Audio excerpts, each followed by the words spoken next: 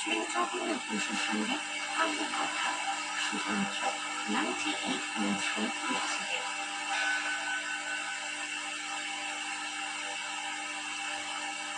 আমরা তার সেগুলোকে মিষ্টি পাতা আন্দোলন করে ওগুলোকে খাওয়ার জন্য মন্দির অভিমুখে চলল। সে যখন সিংহ দরজার কাছে এসেছে তখন পান্ডারও তার কাছ থেকে আঙ্গুলি নিয়ে প্রভুকে দেবার জন্য ইচ্ছা প্রকাশ করল। কিন্তু তার সে বলল সে তাদের কাউকে আঙ্গুলি দেবে না। সে নিজের প্রভুর কাছে গিয়ে তার হাতে মূল সমর্পণ করবে এবং প্রভু সেগুলি ভক্ষণ করছেন নিজে সেটা ছিল। পান্ডারও তো তার কথাগুলো আগুনে প্রণাম করে হেসে উঠল। সিংহ দ্বারের সামনে দাঁড়িয়ে নীল চক্রের দিকে তাকিয়ে সে চিৎকার করে বলে উঠল, প্রভু তুমি নিজে এখানে এসে নিজের হাতে আগুনে নিয়ে যাওয়ার প্রয়োজনে খাও। উপস্থিত জনতা দেখল সবিস্ময় অদৃশ্য কাল একটি পর একটি করে সমস্ত আম তুলে নিচ্ছে। ঝুড়িটি শেষ হয়ে গেল। পান্ডার সেবক দর্শকের বিস্মিত হয়ে আঙ্গুলি কোথায় গেল চিন্তা করতে লাগলো। আর সে বলল, দেখো তোরা দেখছো আমার কন্যা আম খাচ্ছে। অবিশ্বাসে বা অন্ধ বিশ্বাসে কিছু সেবক ছুটে রক্তকে দিতেছে গেল। সেখানে গীতার সমস্যায় দেখলো আমের খোসা অর্ধেক রক্তবিধির এখানে ওখানে ছড়ালো। তারা সঙ্গে সঙ্গে দৌড়াতে ফিরে চলল। হাতে নিয়ে গেল জগন্নাথকে জল মারল। সেই মালা তারা কাশিয়ার গলায় তুলে দিয়ে বলল, ধন্য তুমি, ধন্য ধন্য তোমার ভক্তি। এই ভক্তি দিয়ে তুমি প্রত্যক্ষ ভাবে জগন্নাথকে জয় করেছ। জগন্নাথ দাসের উপর এত কুশলী ছিলেন যে তিনি তার দশাবতার মূর্তি ধরে দেখিয়েছিলেন। তার সব অভিষ্ট পূরণ করতে চাইলে দাসিয়ার জন্য তার নিত্য দর্শন এবং ভক্তি ছাড়া আর কোনো পার্থিব জিনিস প্রার্থনা করেনি। ভক্ত শ্রেষ্ঠ এই দাসিয়া জগন্নাথ পরিবারের অন্তর্ভুক্ত হয়ে গিয়েছিলেন। মরিয়া পুরাণ তার তথা ভক্তি গ্রন্থে তার নাম বিশেষ করে স্মরণ করা হয়েছে। বস্তুত চিরকালই দীনবন্ধুর এই হয়তো কৃপা লাভে ভক্ত সমাজ কৃতকৃতার্থ হয়েছে। সবার অধমে বাস দিনের থেকেও দিনেরা যেগুলো অবস্থান করে তবে সেখানে পুরুষোত্তমের চরম চিহ্ন দেখতে পাই। দাসের ক্ষেত্রেও তার ব্যতিক্রম ঘটেনি। জগন্নাথের আশীর্বাদে হাতা প্রবাচে তুলে জীবনের অন্তর্ভুক্ত থাকলে ভালো থাকুন, সুস্থ থাকুন, শান্তিতে থাকুন। এর চেয়ে খালি কোথায় জগন্নাথ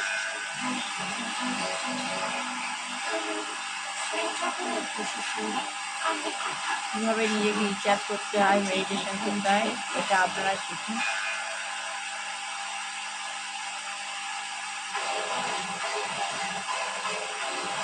আমি আত্মা শান্ত সন্তুষ্ট দিলে মাত্রা অবস্থিত প্রত্যেক দেবতাকে আমি এটা দিয়ে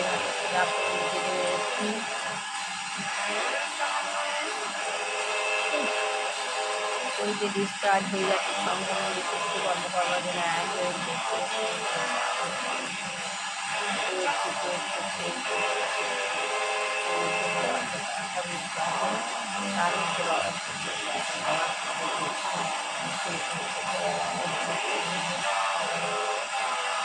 বাবার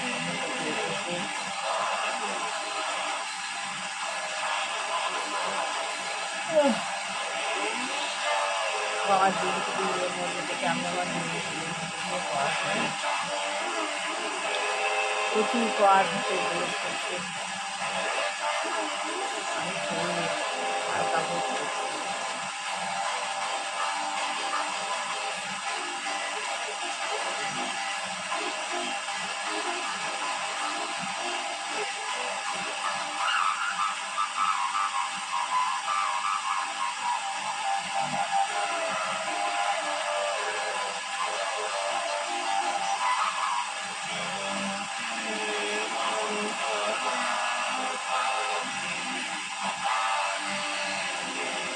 ছেলেকে পড়,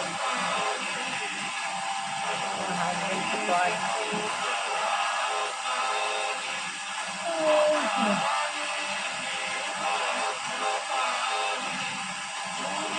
বৌমাকে পড়। বিষ্ণুদেবের উপকার। এইভাবে আস্তে আস্তে আস্তে আস্তে পাওয়া নিয়ে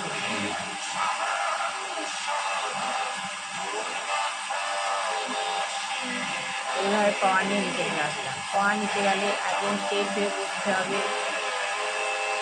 দুর্নীতি জুগলে সেই দেবতাকে ভালোবাসে, দুর্নীতি জুগলে মাঝখানে সেই দেবতাকে নিয়ে বসিয়ে অনুভূতি করবে। তারপর বাবা উপরে আছেন, বাবার পাওয়ার নেবেন।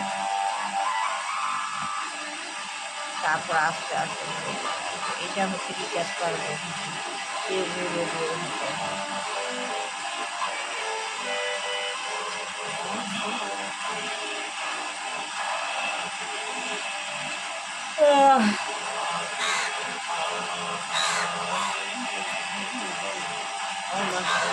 দাদা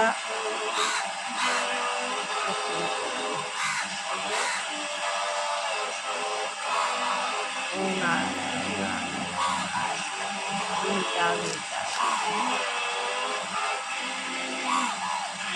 আমার দেবতা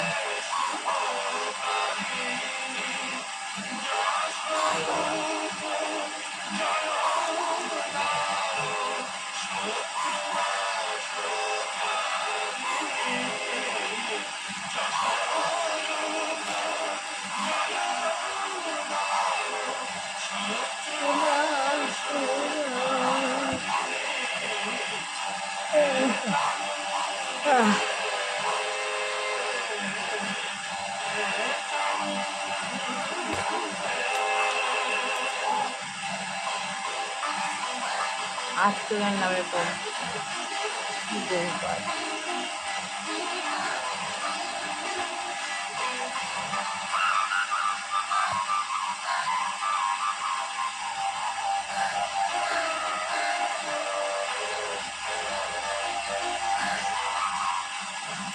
অনুকূল থাকে। বৌমা দিয়ে বৌমাকে আমার কাছে এনে দিয়েছে।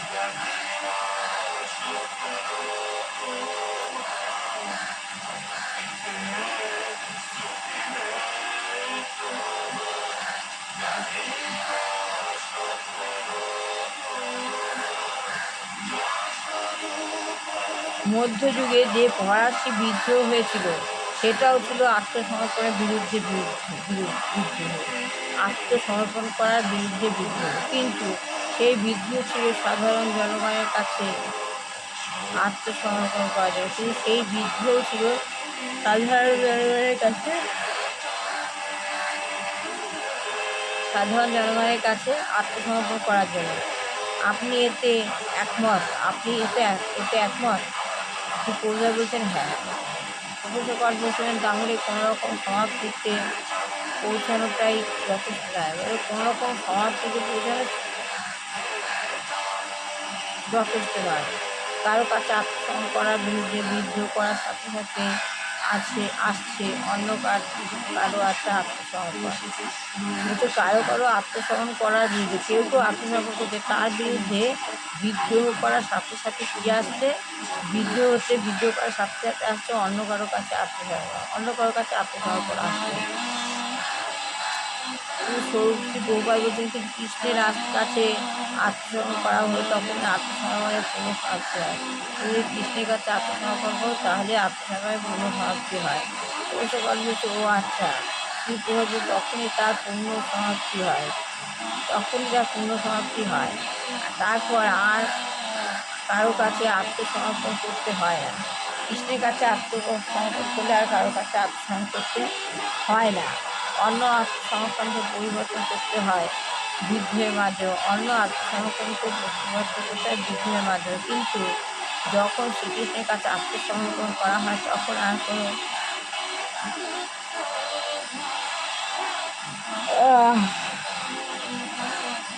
যখন কৃষ্ণের কাছে আত্মসমর্পণ করা হয়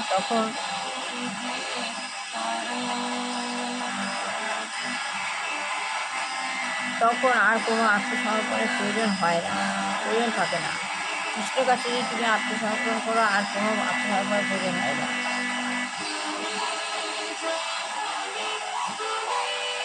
তখন আপনি সম্পূর্ণভাবে তুষ্ট হন, তখন আপনি সম্পূর্ণভাবে তুষ্ট হন। যেমন ধরুন একটি শিশুর কাজে তখন তার কান্নার মাধ্যমে জন্য কোথা থেকে আরেক কোনো শিশু কাজ তখন তার কান্না থামাবার জন্য এক কোল থেকে আরেক কোল নেওয়া হয়। আর শিশু যখন কাজ তখন এক কোল থেকে আরেক কোলে নেওয়া হয়, কিন্তু তবুও তার কান্না থামে না। কিন্তু সে মুহূর্তে যে তার মায়ের কাজ কোলে যায় তখন তার কান্নাটা থেমে যায়। সে বউভাই বলছে হ্যাঁ, এ পূর্ণ পরিতৃপ্তি, এতে হচ্ছে বাচ্চাটা পূর্ণ পরিতৃপ্তি। তেমনই নানাভাবে নানা স্তরের মধ্যে দিয়ে এই আত্মসমর্পণ এবং তার পরিবর্তন সাধিত হয়। নানা স্তরের মাধ্যম দিয়ে তার পরিবর্তন সাধিত হয়। তবে এই সমস্ত আত্মসমর্পণের চরম ফল হচ্ছে মায়ার কাছে আত্মসমর্পণ। তো এতে আত্মসমর্পণ হচ্ছে মায়ার কাছে আত্মসমর্পণ। তাই ভগবদ্গীতায় বলা হয়েছে কৃষ্ণকে অবহেলা করে কৃষ্ণকে ভুলে গিয়ে এই সমস্ত আত্মসমর্পণের নাম মায়া। তাই কৃষ্ণকে ভুলে গিয়ে যদি অন্য আত্মসমর্পণ করো তাহলে হচ্ছে মায়া। কৃষ্ণকে ভুলে গিয়ে যদি অন্য কিছুকে আত্মসমর্পণ করো তাহলে তা হলো মায়া। আপনি হয় মায়ার কাছে, নয় আপনি হয় মায়ার কাছে নয় শ্রীকৃষ্ণের কাছে আত্মসমর্পণ করতেন। আপনি মায়ার কাছেও আত্মসমর্পণ করতেন, নয় শ্রীকৃষ্ণের কাছেও আত্মসমর্পণ করতেন। তবে চরম আত্মসমর্পণ হচ্ছে শ্রীকৃষ্ণের কাছে চরম আত্মসমর্পণ হচ্ছে শ্রীকৃষ্ণের কাছে আত্মসমর্পণ। তখনই কেবল প্রকৃত সুখের আস্বাদন লাভ হয়। একমাত্র শ্রীকৃষ্ণের কাছে আত্মসমর্পণ করলেই প্রকৃত সুখের আত্মসমর্পণ হয়। তখনই কেবল প্রকৃত সুখে আত্মসমর্পণ লাভ করা যায়। সেই আত্মসমর্পণে কেবল আর আমরা পরম তৃপ্তির স্বাদ অনুভব করি। তখন আমরা পরম তৃপ্তির স্বাদ অনুভব করি। তা হচ্ছে অপ্রাকৃত তৃপ্তি, দিব্য তৃপ্তি। প্রফেসর কর্মজীবী বলছে ভারতবর্ষে আপনাকে গোঁড়া হিন্দু বা ব্রাহ্মণদের কাছ থেকে কোনো রকম বিরোধিতার সম্মুখীন হতে হচ্ছে না। তাহলে গোঁড়া হিন্দু ব্রাহ্মণদের কাছে কোনো সম্মুখীন হচ্ছে না। প্রভাস বলছেন তা আমরা প্রতিরোধ করার চেষ্টা করছি, কর্মসূচি বলছেন ও এই তুমি বললাম ভালো লাইফস্টাইল কমান্ড অবশ্যই কোনো সবার ভালো হোক, কল্যাণ হোক, মঙ্গল হোক, বুঝতে পারছে মানুষের যোগ চাকরি চাকরি হয়েছে গৃহতে গৃহিণী হয়েছেন। ভগবান তাকে যেন চেতনা দেয় না হয় শরীরে, এরা আমাদের শরীরে ঘা পড়ছে আর যে পিতা মাতা বাবা মা ছেলে মেয়ে আরও অনেকে যুবক যুবতী যা সমাজে আরও যারা রোগাগ্রস্ত হয়েছে ভগবানের কাছে মুক্তি দেয়। আমার ছেলে বৌমাকে ভালো কল্যাণ করো, মঙ্গল করো, শত্রু ভ্রমণ করো, সকল দুঃখ চোখের থেকে দূরে রাখো। এই বিয়ে আর শেষ করলাম। ভালো লাগলে আইসা কেমন অবশ্যই করবেন। ওম শান্তি, ওম শান্তি, ওম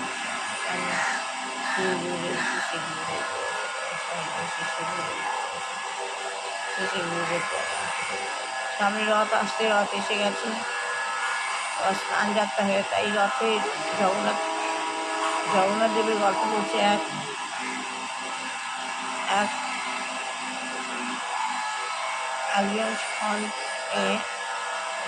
একজন মানুষ সেই ভগবানের জগন্নাথ মন্দিরে ভগবানকে আম খাওয়াবে বলেছে। আমি বাবাকে আম খাওয়াবো, বাবার জন্য আম নিয়ে গেছে। সে জগন্নাথ মন্দিরের দ্বারের ভেতরে ঢুকতে পারেনি। দেখো খাবার নেওয়ার জন্য প্রেরণ করছে, ভেতরে ঢুকতে পারেনি। তখন সে বাইরে থেকে পুরো আমার আম নিয়ে যাও, সে এক ঝুড়ি আম নিয়ে গেছে। তখন প্রভু তার ভক্তিতে সাড়া দিয়ে হঠাৎ একটা অদৃশ্য হাত চলে এলো তার সামনে। তখন সে তাকে এক এক করে আম দিচ্ছে, আর প্রভু সেই আম ও চোখে দেখতে পাচ্ছে, কেউ দেখতে পাচ্ছে না। তখন সে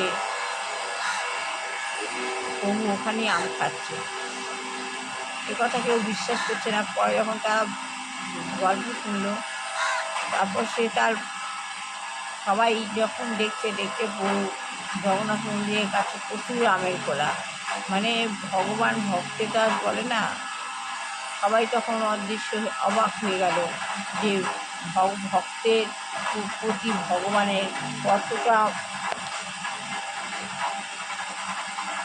ভক্তের প্রতি যে ভগবান, ভক্তের দাস হয় ভগবান, তার প্রমাণ সবাই পেল, সবাই অবাক হয়ে গেল। এই হলো শ্রী শ্রী জগন্নাথ। এই জন্য বলে ভক্তিতে মুক্তি।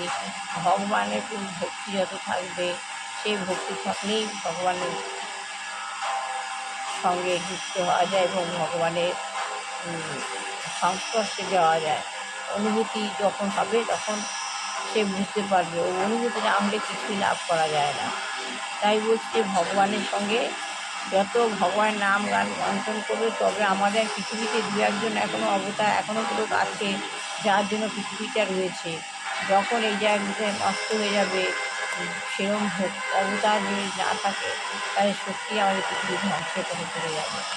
তাহলে আপনারা ভগবানের নাম গান করুন। শ্রী শ্রী গুরুদেব হরে কৃষ্ণ হরে কৃষ্ণ রাম রাম রাম হরে হরে রাম হরে রাম রাম রাম শিব জয় শিব জয় জয় শিব। যত ভক্তি তত মুক্তি, যত ভক্তি তত বিশ্বাস। আপনি এরকমভাবে ভগবানকে ভক্তিতে ডাকবেন, দেখবেন আপনি ভগবানের দেখা পাবেন। প্রতিদিন ব্রহ্ম মুহূর্তে ভগবানের নাম গান করুন, আপনার কাছে ভগবান এসে ধরা দেবে। আজকে এই বলে শেষ করলাম। ভালো লাগলে